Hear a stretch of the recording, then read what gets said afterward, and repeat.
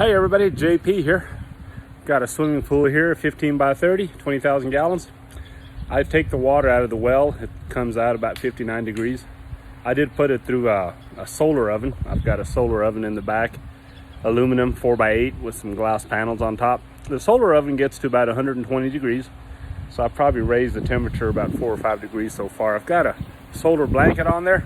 And let me show you what else I got going on. I've got a pump that's pumping water out of the pool, as you can see. And following this hose right here, I had some black bags during the day so the sun could shine on it. And here I've created a bit of a radiator type contraption. It's a bunch of elbows and pipe that's screwed together. Got your water coming in through the hose there. Got some wood here and some coals. I'm going to be adding coals later on tonight.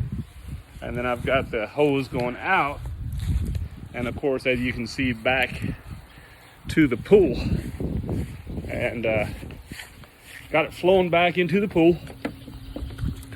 And kind of, oh, that feels nice and warm. That's about, for sure, 5 or 6 degrees warmer than the pool. So it'll help. And if I do it all night, probably raise the temperature about 4 or 5 degrees.